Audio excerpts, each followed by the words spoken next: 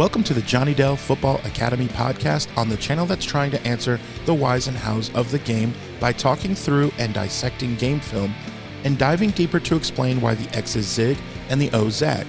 I am Adam Marino, joined by Mr. Johnny Dell, and we are reminding you, as always, the most fun way to watch is on YouTube, where we go live. There you can comment into the live show. Be sure to hit the notification bell and turn on your notifications so you can be a part of the conversation. We also stream live on Facebook and X. Also, the audio versions are always found on Spotify, Apple, wherever you get your podcasts. Now, if you are live with us in the chat, it's probably because you are subscribed, you've hit the notification bell, and turned those notifications on. So, when sharing with your friends, be sure to let them know. We also love to hear from you outside of our live show. Email us at jonnydelsfootballacademy@gmail.com, and you can always check out the website jfa49.com, as it is the most fun way to support the channel. Also, the way we boost the chat and boost the algorithm is to type out hashtag JD49. What is up, everybody? What's up, Niner faithful? Mike B says you listen to my request for a later podcast so he could get his morning 5 to 7 miles in. You are doing better than I am. I only like to run if someone really scary is chasing me or a giant bear. That's the only way I like to run. I'm like Gimli. I'm very dangerous in short distances, but not meant for long distance. Actually, I had a long work meeting this morning and at the exact time that we normally go. And so we are going later, but I wanted to get on here and have something after the resounding, huge, massive preseason win over the Los Angeles Chargers last night. It was a good game in a lot of ways. In some ways, there's some things that still kind of go, okay, I'm not real excited about that. But it's always better to win by scoring 41 points and only giving up 17, even if it is preseason, than to lose. So, and especially in a game where both teams were playing more of their starters. We love you, Scott. We love you too. Big Pop is in the house. Always good to see you.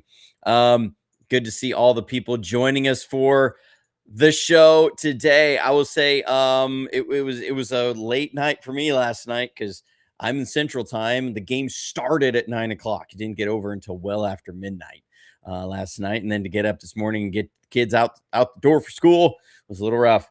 That's my wife. He took them all to school this morning. So big shout out to the wifey. She's the real MVP going on here.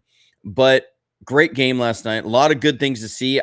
We're seeing a lot of really positive signs from this rookie class, from the 2026 class. The big thing that everybody's been harping about, that we've heard since the end of the year last year, was that the 49ers are old. They have no young stars. They're aging, and they just can't draft well, and there's all these things they can't do, and that they are a team that's window is closed or is closing. And I will say, if the trend continues off of what it has these first two preseason games, and I know it's preseason, it's not the regular season yet, but the trend of traits and the way these guys are performing is that the 49ers window is being pried back open. I know that can sound over enthusiastic, but there's a lot of really good things to see. There's a lot of really good things that are developing out of this, and the young players are showing a lot of promise and a lot of things we really like. When you start looking at, I know people will say the 49ers are older, and they are one of the older teams in the NFL, but that average is really dragged up by guys like Trent Williams, who is 38. That tends to pull your average up. If you just replace Trent Williams with like a 24-year-old player, the 49ers are somewhere around middle of the pack age. I mean, that's really what it comes down to. Now, I get it. You don't just easily replace Trent Williams with a younger guy.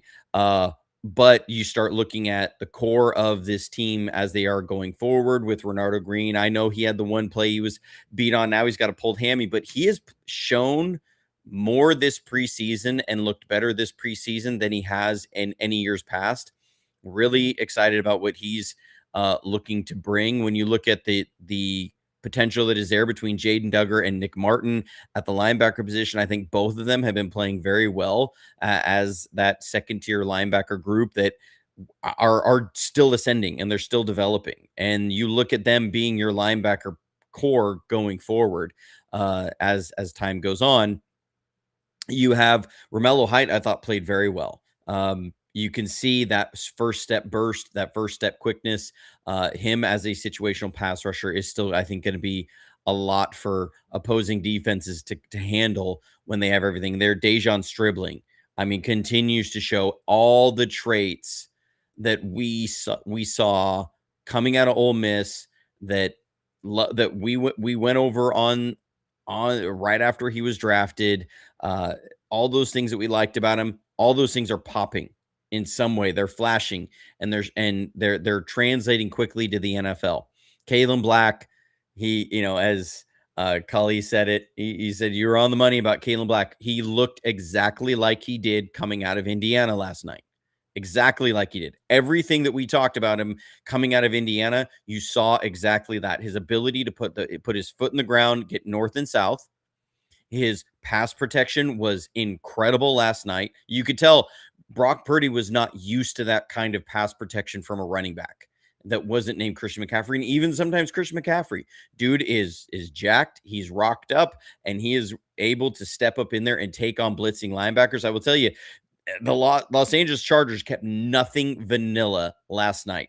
Like that, I've been through the first 40 minutes of the game, the coach's tape, and they were coming with sim pressures. They were coming with overload blitzes. They were sending tons of defensive line slants. And I'll say, I do get a little irritated with that with some of the defensive play callers on this. And I get it. They want their guys. These are still core things that they've done for a long time, and they want to get in the rhythm of calling it. But you are going to manufacture false success with that when you do that in preseason. And it can give your guys a false sense of security, I guess, in one way to put it, or false sense of success, because the offense is not calling plays trying to chart out and go off of tendencies or anything. They're simply just calling plays to get certain work in against a defense and against fronts. But the Chargers were running tons of line slants, and it was just the offensive line running their wide zone, not having game plan for it, not having seen, talk through what is the plan on each one of these for the game specific thing. And they're just trying to execute their base plays. It was a little frustrating. I mean, there's plays where there was one play, two defensive linemen were in the backfield immediately because they run a slant. Neither of the guards or the center and the tackle are not ready for it.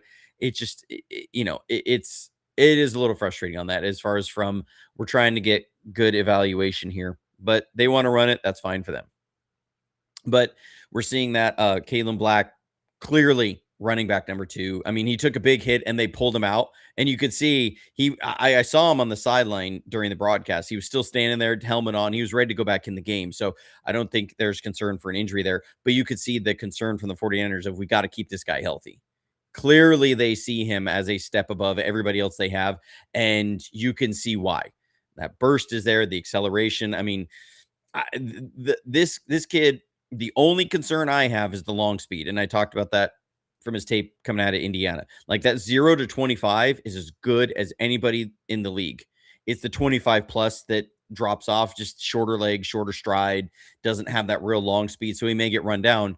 But you could see that acceleration, that burst. We saw on his longest run of the day, an incredible, great insert block from Dejon Stribling. So you get him in there as a young guy. You get Dominic Pooney is coming off. He's in his 3rd year, and you have Carver Willis. I think is going to be the starting left guard. I'll talk about that in a second. He's in there. You have a lot of younger pieces around this team that you can see going forward, that there's a lot to be excited about and a lot to think, man, the 49ers' window is not really closed right now. with the way that these young guys look now. It's still preseason. They've still got to show it in the regular season. They still have a really strong week of work left. It's crazy to think, but the 49ers only have one more week of training camp. It does make me feel bad for guys like Jordan James, who just cannot keep his bones to get in one piece to get through a training camp. And he is, again, going to be probably third or maybe even fourth on the depth chart. I'm not sold. People are talking about that Isaac Arendo is going to come back and take a spot from maybe Sincere McCormick or Jordan James. I don't see that at all. Actually, when you start thinking back to the end of last year, that playoff game against the Seahawks, the 49ers were more willing to put Jordan James in the game than they were Isaac Arendo. I think Isaac Arendo I don't think he makes his team. The only way that he makes the team right now is they put him on the pup. That might happen just because they can get a roster spot there going forward and a potential guy to bring back in case of injury as like an emergency guy. But I think Isaac Arendo is just clearly does not have a spot on this team. Sincere McCormick played very well, ran the ball well last night. So for me, I'm looking at this and saying it's Christian McCaffrey 1, Kalen Black number 2, Jordan James number 3, and Sincere McCormick number 4. So that is clearly got to be your running back depth chart. They're not going to keep 5 guys. Isaac Arendo has always been on special teams. McCormick did very well on special teams with the limited reps I saw last night. So I'm more high on him. I think Adrian Martinez is going to be a practice squad quarterback after what we've seen the last 2 days. Dude is just there's some interesting words we can have to describe some of his play. I will say the touchdown to Jordan Watkins was awesome. That was a really, really good play. But when it's 4th down and you're throwing a ball out the back of the end zone through the goalposts, those are the kinds of things. And like there just seems to be clarity in the moments of where you really need clarity from a quarterback tends to be really poor. His situational awareness of things tends to be very poor. We saw it at the end of the half in last week's preseason game, running out of bounds, costing your team a chance for a field goal. And then I get it. It ended up not costing them as much because he there was defensive holding on the play. He threw it out on 4th down, but that's still like it's 4th down. You're going to turn the ball over where you are no matter what. You have got to give your player a chance to at least catch a ball. Like you cannot put a ball 7 feet over everybody's head through the end zone. That is horrible situational awareness. So I think he's going to be at best a practice squad quarterback right now. I don't know how they're going to go about the quarterback depth chart. They haven't traditionally kept 3 quarterbacks on the active roster. I do wish that the NFL would allow the emergency quarterback situation to be a roster exemption, at least. Like if you're not going to go to a 60-man roster right now, and I get it, owners don't want that. They don't want to have to expand the salary cap above what it is now to account for another 7 players on the active roster payroll. But if you're not going to do that, at least make a 3rd quarterback. If you're going to do this emergency quarterback thing, make that 3rd quarterback a roster exemption, please. That would make things much, much easier. Thank you so much for the super chat. Scott coming in. He says the reaction to Cowing showed the team is really pulling for him. Do you know why? Must be some story there. I think it's the fact that this is a kid who has dealt with an incredible amount of adversity. We've waited 1,000 days for him to see what we've always heard about is there with the incredible speed. We've heard about some of the big plays, the abilities to do that. And he seems like a genuinely good kid and somebody who you do kind of want to root for. And I think everybody on that team had understood before that punt return that he was not on the active roster according to what had happened. And it wasn't because necessarily of lack of skill or ability. We don't know yet. Like we just haven't seen enough. It was just simply the kid tore his hamstring 4 times last year. Again, that has a whole different bag of questions for me of why that happens with a player. but misses the entire season with the hamstring. He's the rookie the year before, had a lot to learn, a lot to get through, was buried on the depth chart. And so now you're able to finally see those things that everybody had seen in practice that would make him so intriguing, and that speed, that breakaway speed, that home run speed, the dynamic ability there that we have been missing for a couple of years at receiver. We started to see that and we saw a flash of it. And so I think the team understood like that may have just saved him a roster spot.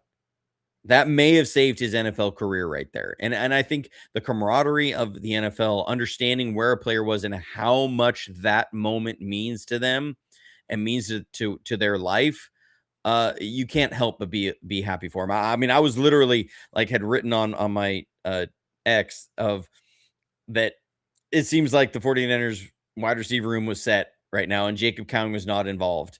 He had the one throw. Yes, it was underthrown by Mac Jones. It's still a ball you need to come down with. It was literally right in front of Kyle Shanahan was when that happens. You see Kyle get on the headset real quick, and then hand comes down. That's usually not a good sign. I will say he was open. Mac Jones, underthrew that ball a little bit, but you need to see him go be tougher, go make a more contested catch there, come down with it. You're seeing that, and it's like, golly, you're just not seeing anything on here that says we should keep him on the team. And then you have an 84-yard punt return for a touchdown. So really happy for one Jacob Cowing on that play. I think he extended his NFL career for at least one more year.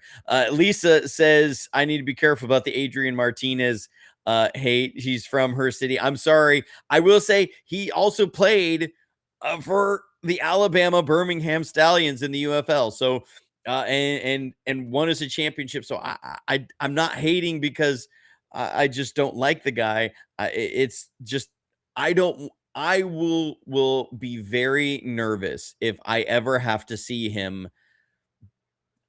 prepare to walk out on a field and play actual game action that isn't like the team is up by 30 points. I will just be very, very nervous about that going forward. So it's not hate. It's nothing personal. It's not personal, it's business. So that's where it is. But I'm excited after everything coming off the game. I think there's a lot of positivity going forward. We should all feel better about where the team is now. Again, I want the regular season to get here, but I'm also a little nervous about the regular season getting here. Like seeing some of these new shiny toys, I'm like, golly, I want to see these guys when it counts. I want to see them out there scoring touchdowns. I want to have the juice of it. I'm going to freak out the first time Dejon Stribling scores a touchdown. He almost had one last night on the train route. It's a stop and go down the sideline. God, I just couldn't bring it in. But you see all the traits that we had there. I want to see these guys in there, but I also worry about that opening week. Have to fly all the way to Australia, play a really good Rams team. There's a lot of nervous energy, but excitement, but also concern going forward. I would say the number one concern everybody has, and I'm seeing everywhere on social media right now, is what do you do with the left guard position? That we don't know who the starting left guard is. So early on in training camp, it was Connor Colby. And then Connor Colby, we had the first preseason game, did not look great. We started to see, even once the pads went on, he started playing more right guard. And then you had Jones in there playing as the primary left guard. Now, Jones had an undisclosed reason for not playing last night. And immediately Carver Willis is your starting left guard in the game last night. And I think I can't speak for other people. I've seen a lot of people highly concerned about our left guard position and saying Austin Pleasance needs to be in there. We need to trade for a veteran. I will say I'm not convinced at all that they're going to trade for a veteran at this point. Like it's been pretty clear to me since we drafted Carver Willis and I went over his tape. The vision was it's going to be a 3-man race between Jones, Connor Colby, and Carver Willis. Connor Colby has ejected himself from that conversation pretty early. So it's down to Jones and Carver Willis. Carver Willis got a late start to camp because of the concussion. So he's about 10 days behind. And I talked about it with Rob yesterday before the game, because we went over some of Carver Willis's tape from the previous game, that I said, I suspect Carver Willis will run with the ones tonight, and that it's going to be his job, that they don't want to give it to him. They want him to earn it, but he's in the pole position truly. And then he ran with the ones last night. And I think after coming away from that game, I didn't see anything that said he's not going to be your starting left guard week 1. I will be surprised if he's not. I think that's who they want there. I think that's the guy whose traits make sense there. He's got more movement ability than Jones or Pleasance. They can do more things pulling with him. He's an incredible puller. He did that at Washington. He was pulled as a tackle. I showed some clips of that. He had a welcome to the NFL moment in week 1. Now, part of that was on Kubiak. He called the same play back to back.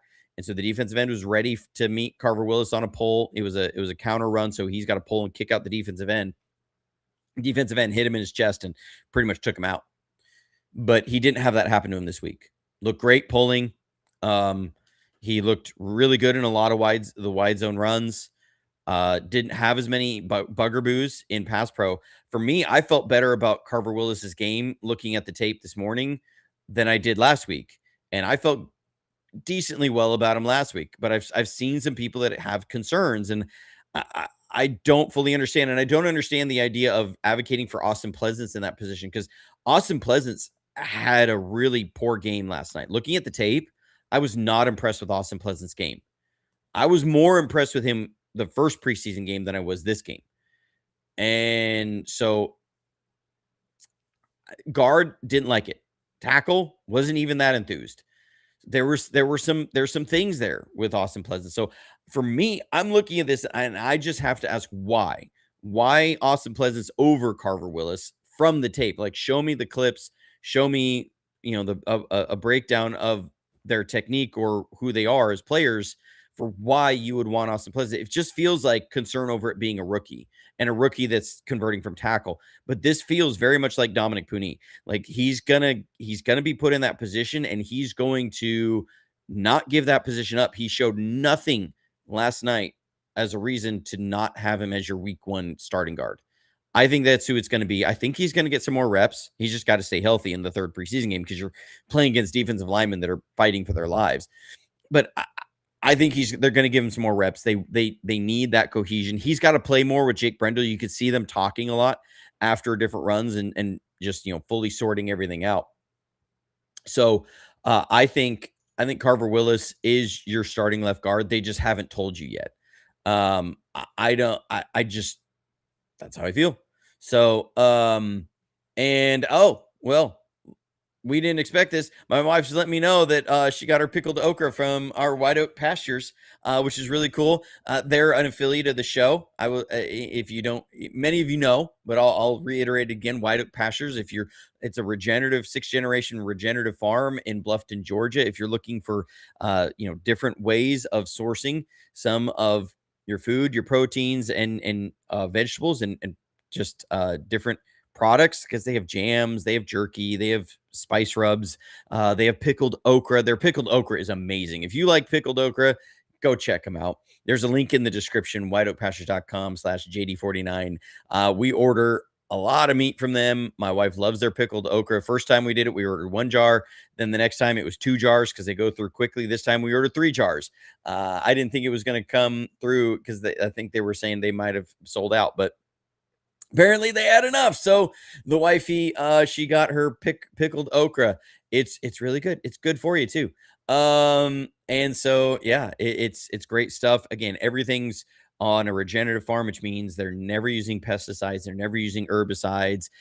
They use as little antibiotics on the animals as possible. They're all pasture raised, given natural diets. They rotate their fields. They're given diversity of their diet.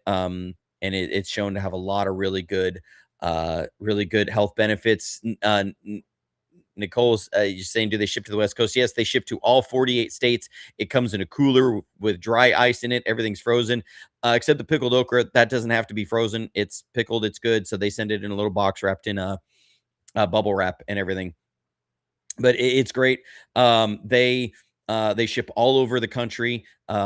Really great grass-fed, grass-finished beef. A lot of cuts you can't always get at the grocery store. Things like a hanging tender, which is a really tender piece of steak. Cows only got one of them. It's their diaphragm, so you don't find that in a grocery store. It's often called the butcher steak because the butchers would always hold on to it. It's a really flavorful piece of steak.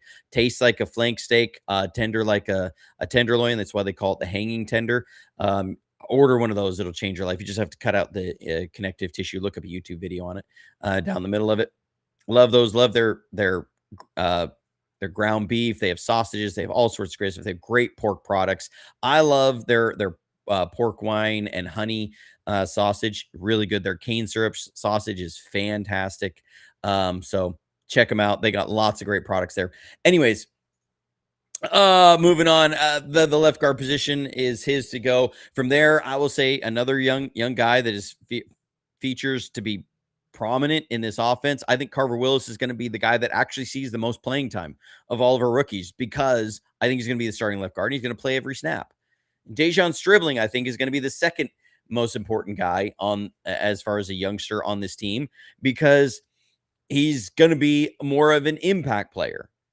You have more of a regular snap player with Carver Willis and an important role, but Dejon Stribling is the one that makes all that offensive line pay off, which is the explosive plays, the third downs. We saw that already. You know, it was 3rd and Juwan, and now it's 3rd and Dejon, because like we're just. I think I'm going to start calling him Dejon Mustard. That everybody's coming up with their own or the catchphrase names for him. 3rd and Dejon. That's just, you know, it's old hat from 3rd and Juwan. People call him the Strib Club. I'm not a fan of that one. I'm calling him Dejon Mustard because he brings some mustard to the offense. He really brings a little bit of spice to the offense and makes them go and really ties everything together. You know, a good Dijon mustard can really add a lot to a lot of different dishes. I mean, it's great in like Swedish meatballs. If you're going to do a Swedish meatball gravy, throw a little Dijon mustard in there. It's phenomenal.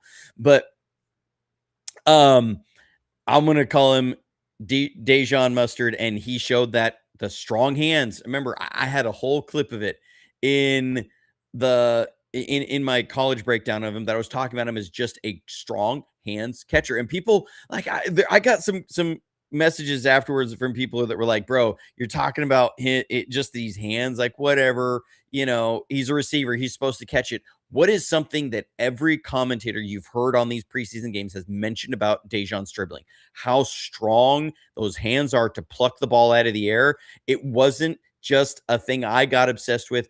It was something I saw as a really strong trait, and now it's translating. You're seeing those strong hands catches to increase that catch radius. It's so impressive, and you're seeing everybody's like acting like this is now just showing up, and I'm like, it was there.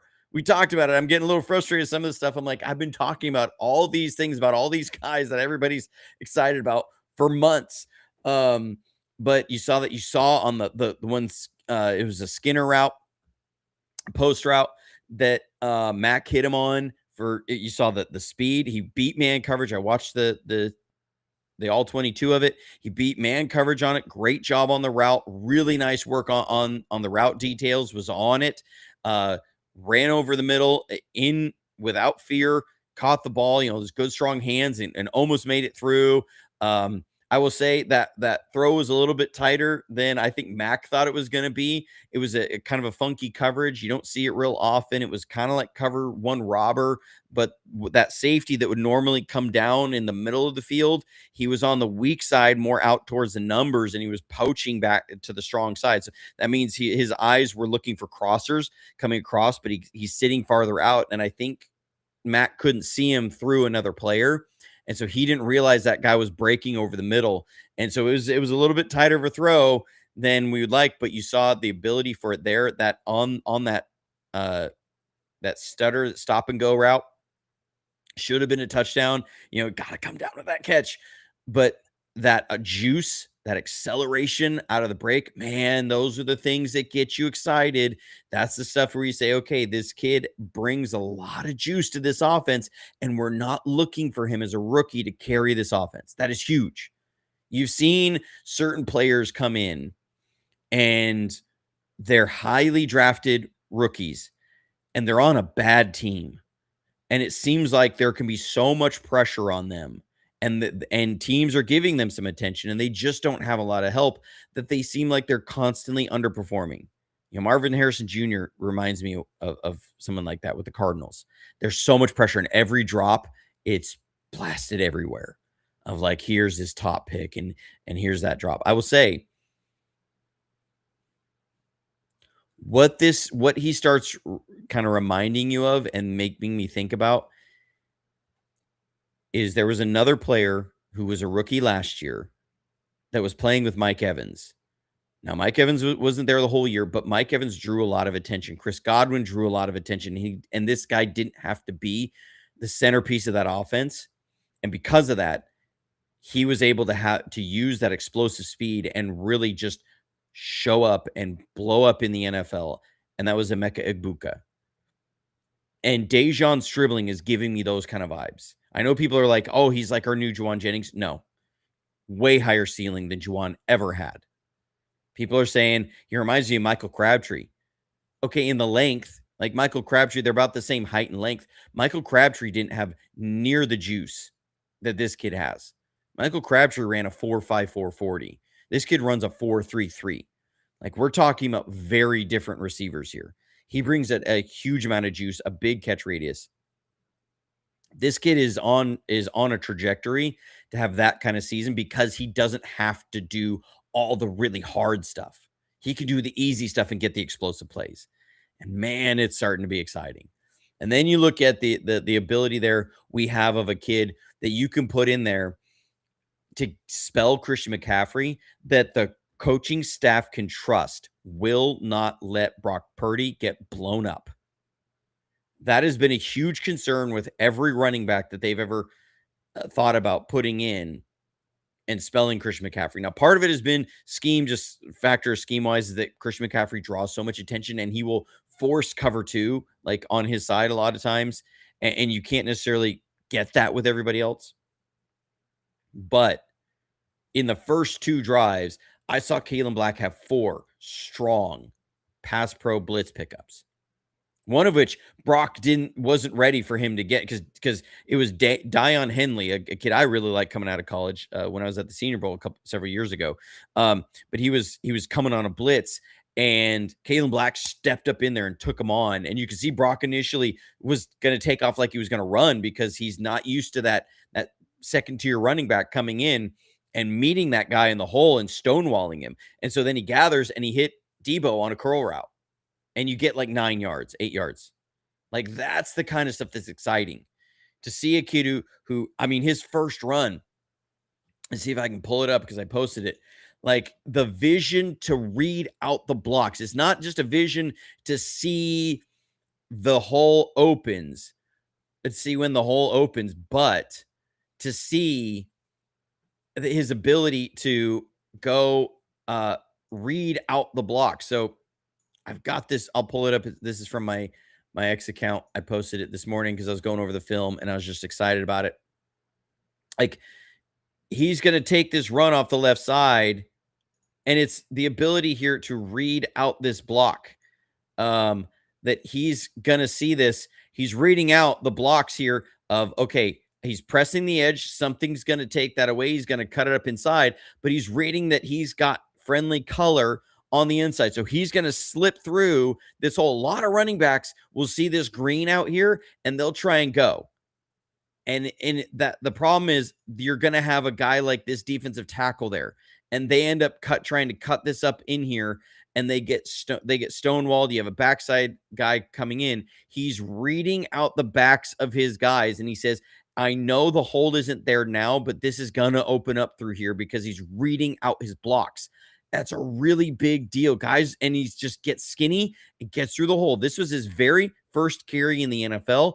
That is so exciting to watch. I was going, oh my goodness. Thank you. We have a player now, other than Christian McCaffrey, who can do that kind of stuff. That is so exciting to me as a player. Here's the play where he picks up the blitz from Dion Henley. Just a great blitz pickup of you're gonna get this guy come through here, and you see like Brock is a little surprised with how aggressive he is to read it. Boom, step up, bang, get it there. Keep your quarterback upright. Like, that is a huge deal. People say, well, it's all about if a running back can carry the ball. Jordan Mason wasn't seeing the field because so many times he wasn't picking up edge guys. He had picked up a blitzer coming off the edge. He picked up a couple more coming up the middle. Like, Jordan Mason really struggled with all that stuff. And it's like, it's great that you can run the ball really hard, and that's why he stayed around as long as he did. But I have a hard time pulling you off the field, because if you're going to get my franchise quarterback sidelined for 7 weeks, you are not valuable to this team.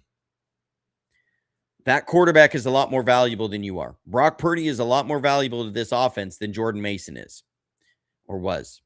And so to have a running back in there that you can do that says they are going to be able to give Christian McCaffrey a little bit more rest. And I know we'll have to see it. We'll believe it when we see it.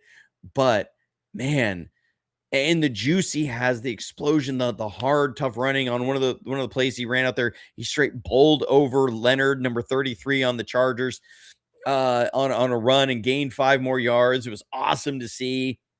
I'm excited for that kid. Another kid that's going to show out really well.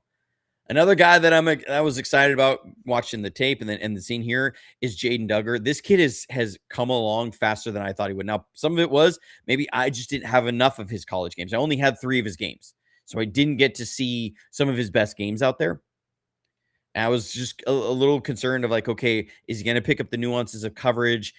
I felt like he needed to get a little bit thicker. But he's one of those guys that's so big, you don't realize he's 250 pounds by his frame.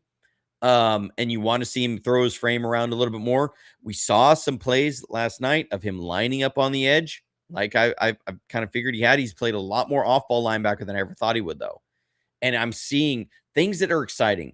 Okay, when you see, and you've seen some former players talk about this, when you see a player, they aren't communicating. They're just like tunnel visioned on the offensive line or on the offensive formation. They're not communicating. You don't see hands going. You don't see talking going to their guys. That tells me they're a little overwhelmed by all that's going on. They can't multitask. They're just like, and trying to see everything that's going on. Tatum Bethune was that way the first 2 years. Very little communication going on. D. Winters was very much that his first year. Got a little bit better his second year. Third year was doing quite a bit better, but still not, I don't think, quite where they wanted him to be. Nick Martin, not there at all his first year. Jaden Duggar, you're seeing constant communication with the other linebackers. You're seeing post-snap communication. Runs going, and you can see him out there, your side, and he's staying disciplined backside. Like that is something that is really hard to hammer into linebackers, especially when they were guys who were just used to chasing everything down in college when they could, of the trust in the scheme and your other players. Stay assignment sound. Don't get overwhelmed by what's here. Like, he's not getting fooled all the time on these play action fakes. He's doing really well on them.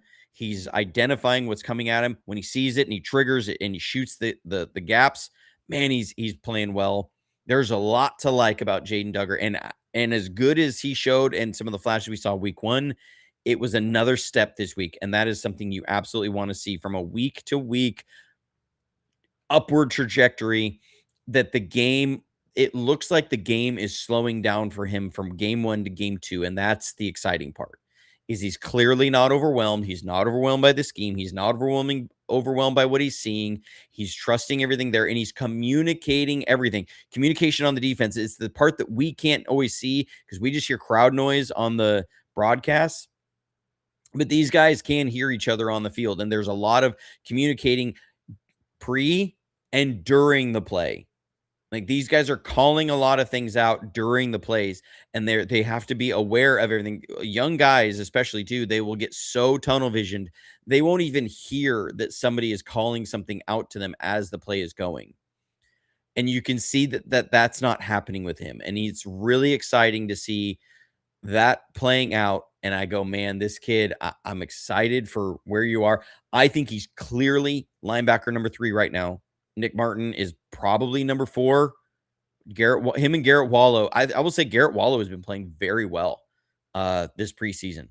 Like, I think our linebacker depth is much better than it was last year. Like, if you think about it, if Fred Warner was to go down right now, or even Dre Greenlaw, Tatum Bethune is going to be behind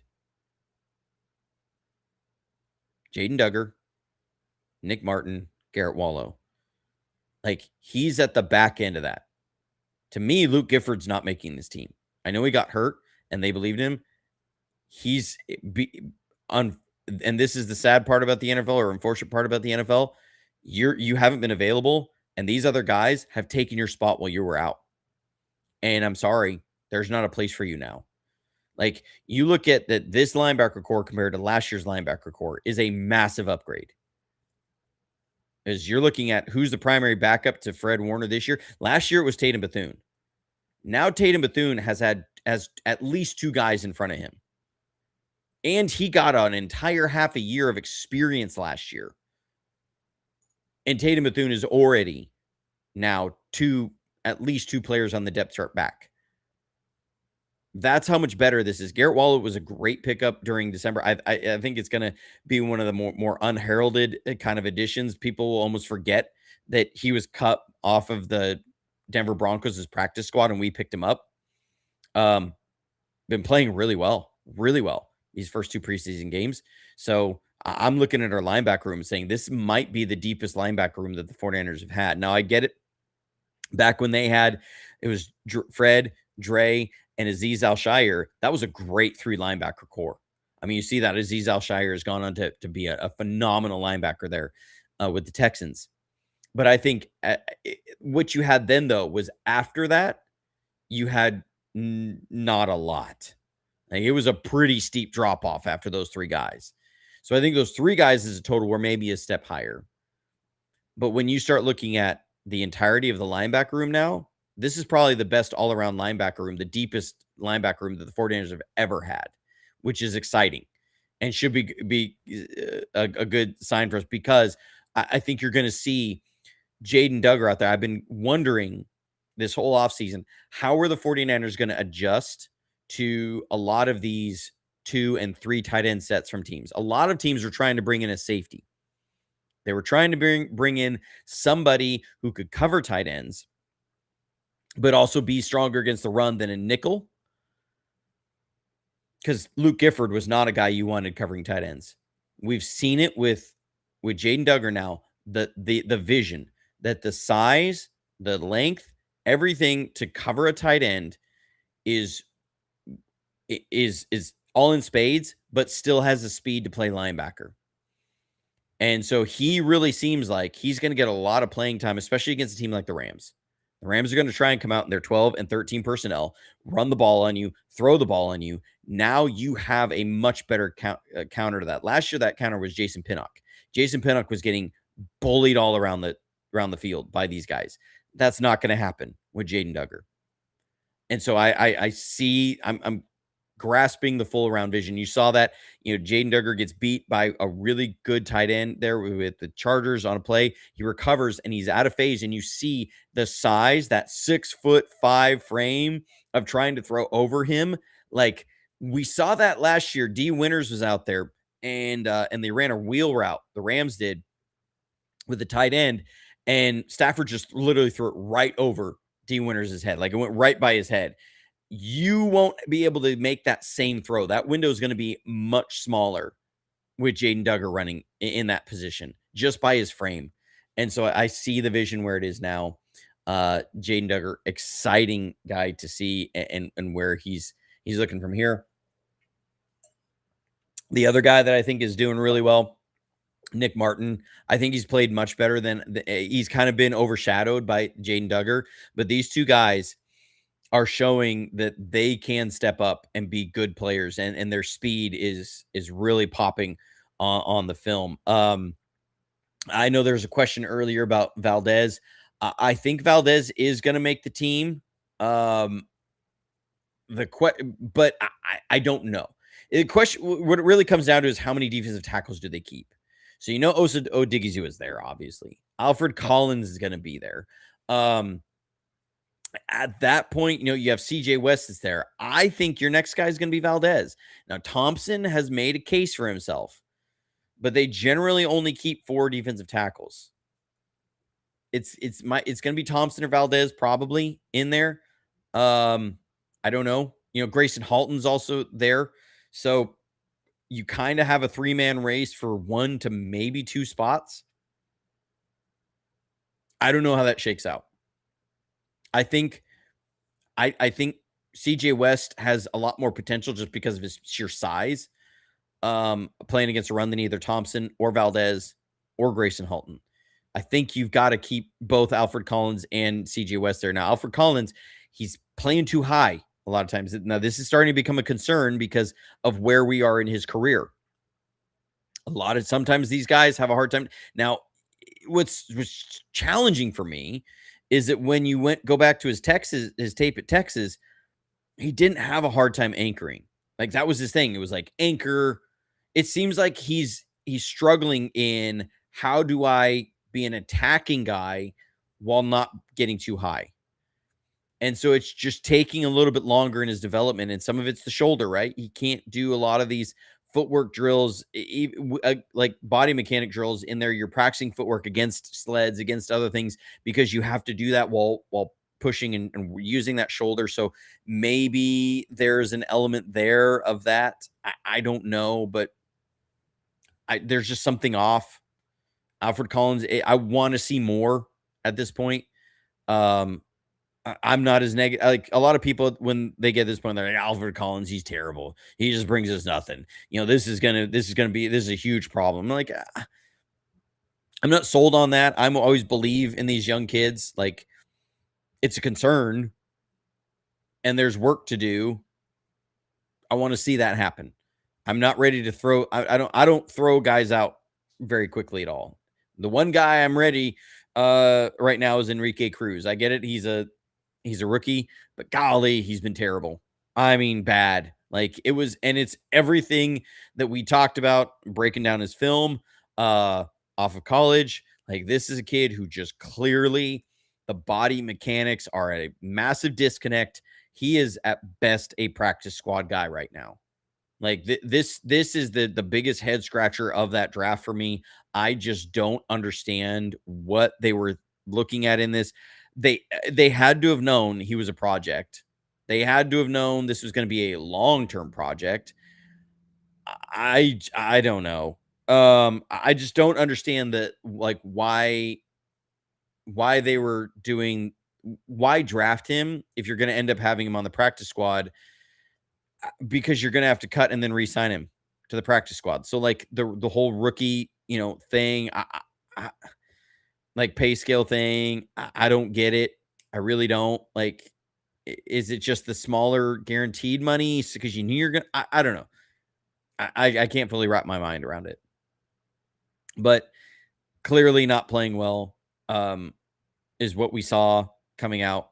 So, that's one, but I think Ephesians Prysock is about tracking where I thought he would be. I thought he was going to be about a year project, and he's tracking well for that.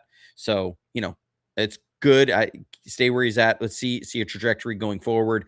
Because this is a year where the 49ers are going to decide going forward, who are they really locked into for the next 3 years at corner as their top paid corner. Is it going to be Diamador Lenore or Renardo Green? Diamador Lenore got his big extension. He's playing for a third contract. Renardo Green's playing for a second contract right now, and I don't think they're going to give both of them those contracts. I think they're going to give it to one of them, and they're having them, and they both know it, and they're both going to be playing for that. So, So Ephesian Price Hawk is your 1-year project guy there, and I think he's tracking where it would be. I want to see Grayson Halton more in the next preseason game. I know he's been hurt with a hip or something that he had in there, or abductor, but got to get him out in the field. I will say that some of the pass rush stuff there with the defensive tackle starts looking really promising. When you think about Bosa being on the other side of that, with Romello Height and Oso Odigizua, and they were getting some good pressure. I'm like, all right. Bosa's gotta be ready week 1. You only got about 2 weeks right now to be ready for that flight, but hopefully we can get you in there and make that happen. Overall, really excited about how everything came out, and the prospects of the team going forward. I want to hope Curtis Rourke can heal up enough to play this week. Want to see more of him. I want to see more Grayson Halton, how he's going to fit in with his team.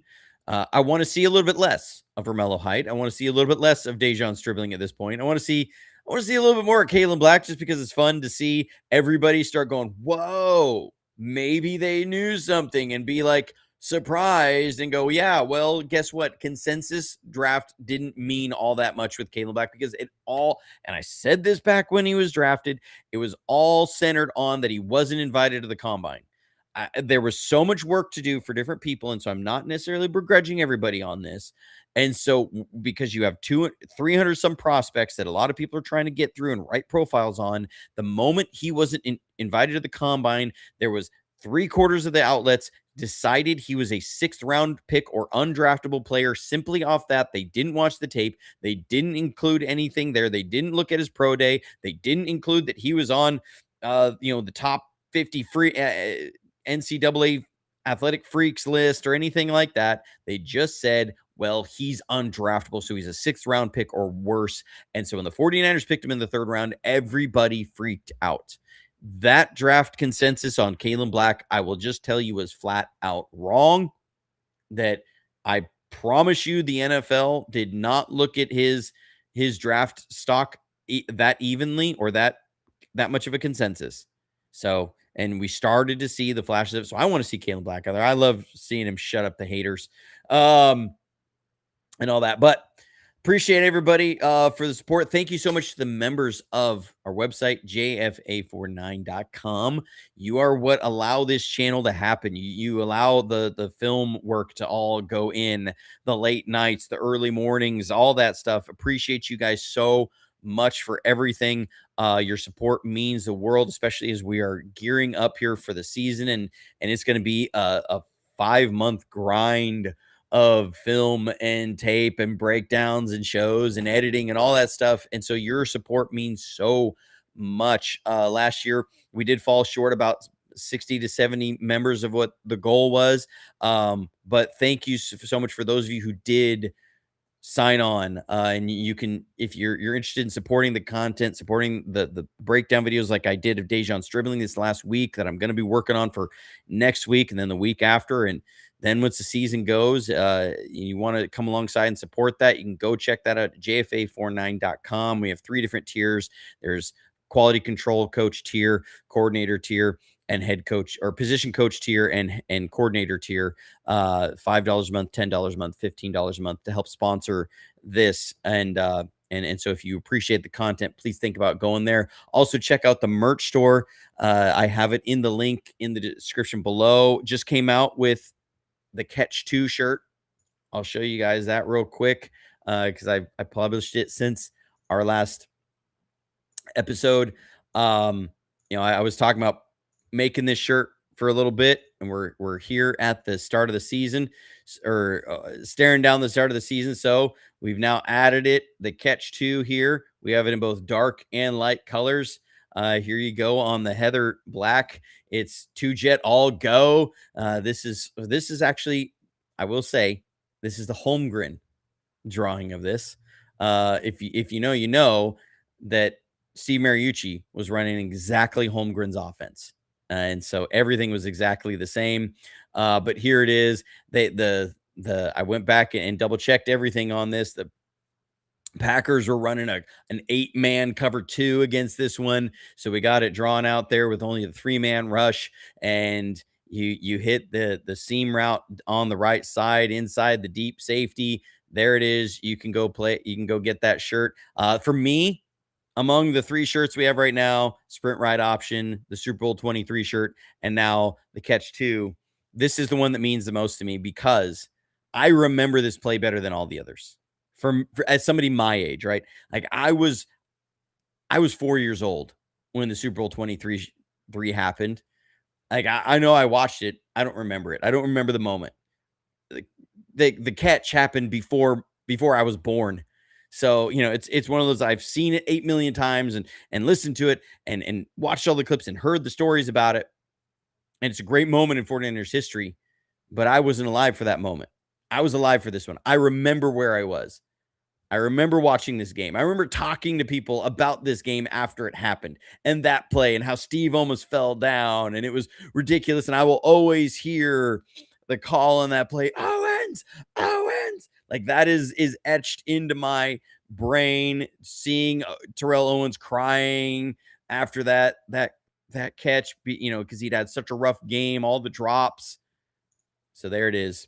You can go check it out. You can get tumblers like this, the IXOXOSF tumbler, coffee cups, anything you're interested in, you can go check it out there at the merch store. Appreciate you guys for checking in with us. Man, look forward to another great week of preseason football as we get closer and closer to the NFL season. So until next time, stay safe, stay healthy. Yes, 49ers, we're talking to you. Stay healthy. And as always, go Niners.